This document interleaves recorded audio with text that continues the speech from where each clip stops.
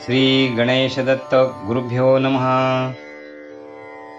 ब्रह्मानन्दं परमसुखदं केवलं ज्ञानमूर्तिं द्वन्द्वातीतं गगनसदृशं तत्त्वमस्यादिलक्ष्यम् एकं नित्यं विमलमचलं सर्वधी साक्षिभूतं भावातीतं त्रिगुणरहितं सद्गुरुं तन्नमामि।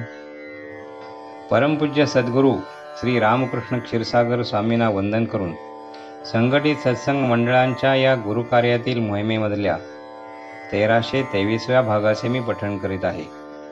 आज कार्तिक कृष्ण द्वादशी, शनिवार दिनांक 9 डिसेंबर 2023। उपदेशामृत संग्रह भाग 4 या ग्रंथातील परमपूज्य श्री रामकृष्ण क्षीरसागर स्वामींच्या अमृतवाणीतून निघालेल्या अमृतकणांचे पठण चालू आहे। भक्तांनी विचारलेल्या प्रश्न व शंकांचे निरसन करताना परमपूज्य सद्गुरू आपल्या प्रासारिक वाणीतून खुलासा करतात। प्रश्न आहे, आमचे घरासमोर राहणारी व्यक्ती देवांचे काही करीत नाही, परंतु देवाने त्याला भरपूर दिले आहे व देत आहे। आत्तापर्यंत मी देवाला अनेक वेळा विनंती केली, परंतु देव आमच्याकडे पाहत देखील नाही, असे का? परमपूज्य महाराजांनी खुलासा केला की देवांकडे काटेकोरपणे न्याय असतो। तुमचे घरासमोर ज्या व्यक्तीवर देवांची कृपा झालेली आहे ते त्याला मागच्या जन्माचे पुण्याचे फळ मिळत आहे। मागच्या जन्मामध्ये या व्यक्तीने देवाप्रित्यर्थ भरपूर कर्तव्य केलेले असेल, म्हणून आता त्याला चांगली फळे चाखायला मिळत आहेत। तुम्ही देवाप्रित्यर्थ कोणतेच कर्तव्य करीत नाही, फक्त याचना करता, याने तुम्हाला काहीही मिळणार नाही। दुसरे म्हणजे तुम्ही वरील प्रश्न विचारून अप्रत्यक्षरित्या देवांविषयी माझ्यापुढे तक्रार मांडता, हे योग्य नाही। हा तुमच्याकडून अपराध घडत आहे याची तुम्हाला कल्पना नाही। तो द्यायला समर्थ आहे, तयार आहे, तो योग्य भक्तांची वाट पाहतो। जर देवांना तुमच्यावर कृपा करायची असेल तर तो स्वतः आधी समक्ष येणार नाही। तो कोणाच्याही डोळ्याने पाहतो, कोणाच्याही पायाने चालत येतो व कोणत्याही हाताने कोणाही मार्फत कृपा करवितो। तुमचे मनात कर्तव्याची भावना पाहिजे, तशी कृती केली पाहिजे। त्याने इतरांना काय दिले व तुम्हाला काय मिळाले याची कधी तुलना करू नका। देवांविषयी कधी उणे बोलू नका, कुरकुर करू नका। तुम्ही फक्त तुमचे कर्तव्य करीत राहा। सामान्य माणसे येथेच चूक करतात, ते फक्त काकुळतीने देवाला याचना करतात, परंतु कर्तव्य करीत नाहीत, म्हणून ते मागे पडतात। रोज देवांची प्रार्थना करणे, पोथी वाचणे, पाठ करणे या सर्व याचना आहेत। देव याचनेला महत्त्व देत नाही। तुम्ही कर्तव्य किती करता हे तो पाहतो। काही जण कर्तव्य करतात व मिळालेले किंवा पुढे मिळणारे स्वतःजवळ ठेवतात, अशा लोकांवरही कृपा होत नाही। तुम्ही जे काही कर्तव्य कराल त्याचे मिळणारे श्रेय देवाला अर्पण करा, स्वतःजवळ ठेवू नका। कोणाजवळ भूतदया असेल, कोणाजवळ इतरांना मदत करण्याची भावना असेल, कोणाला प्राणी मात्रावर दया असेल, कोणाजवळ प्रेम असेल, कोणी गरिबांना मदत करण्यात आनंद मानित असेल, ही सर्व कर्तव्याची साधने आहेत। कर्तव्य करणाऱ्या व्यक्तीने एखाद्या वेळी पूजा केली नाही तरी चालते, तरी तो सुखी राहतो, कारण देवांना त्याचे लेकरावर प्रेम करणारी माणसं हवी असतात। पूजा करून देवांशी भांडत बसू नका।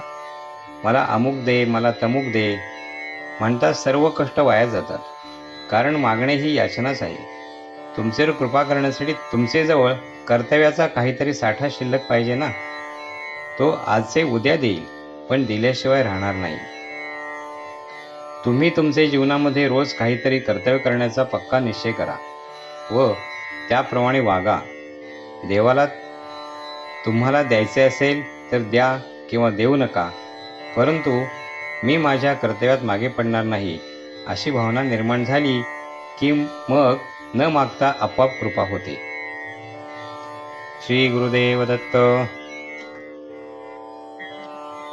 भगवान श्री दत्तात्रेय सत्संग मंडळ मुंबई, बैठक क्रमांक 109, दिनांक 18/2/1989। गुरुर्ब्रह्मा गुरुर्विष्णू गुरुर्देवो महेश्वरः गुरु साक्षात परब्रह्म तस्मै श्री गुरुवे नमः। मी आज आपल्याला सत्संगासाठी आशीर्वाद देत आहे। मागच्या काही महिन्यापूर्वी गणगापूरमध्ये असताना आपल्याला आशीर्वाद दिले होते। श्री गुरु महिमा, त्यांची कृपा, त्यांची अनुभूती हे साधारणपणे आपण नेहमी अनुभवतो। या कृपेचा प्रभाव असा की वारंवार तीर्थयात्रा घडून याव्यात, वारंवार तो सहवास लाभावा आणि त्या सहवासाच्या भूमिकेतून आपल्याला त्यांची प्रत्यक्ष प्रचिती यावी। वास्तविक पाहता यंदा आपण गुरुकृपा अनुभवल्यावर वारंवार कशाची अपेक्षा करण्याची गरज नाही, किंवा एकदा आपण सागराच्या संगतीत जाऊन पोचलो म्हणजे पाण्याची जशी मुळीच काळजी करीत नाही, तसेच आपल्या जीवनामध्ये आपण गुरुचरणांजवळ स्थिर झाल्यावर कशाची चिंता करू नये असं माझं मत आहे। आजचा हा आशीर्वाद देण्याचा योग नरसिंहवाडीमध्ये आलेला आहे। आश्चर्य करण्याची गोष्ट म्हणजे अशी की श्री गुरु गुप्त होऊन 500 वर्षाचा काळ लोटलेला आहे, पण आज मितीपर्यंत सुद्धा ती परंपरा लोकसुद्धा मोठ्या उत्साहाने आनंदाने अनुभवित असतात। हा जो प्रभाव आहे, हा प्रभाव मानवी जीवनात खरोखर विचार करण्यासारखा आहे। कोणाला कशाची अनुभूती येते, कोणाला कशाची येते, या सगळ्या अनुभूतीने लोक देवाचा जय जयकार करतात, देवांची सेवा अनुभवतात, कृपा अनुभवतात। तसं तुम्ही लोकसुद्धा या सेवेचा अनंतकाळ अनुभव घ्या आणि श्री गुरूंची सेवा हे आमचे कर्तव्य आहे अशी भावना तुमच्या मनामध्ये उत्पन्न होऊ द्या। आम्हासारख्या पुरुषांना श्री भगवान अनुभूती देतात, ती अनुभूती आम्ही तुम्हा लोकांपर्यंत पोहोचवतो। याचा अर्थ असा आहे की तुम्ही सुद्धा त्या सेवेला पात्र आहात असा त्याचा अर्थ होतो।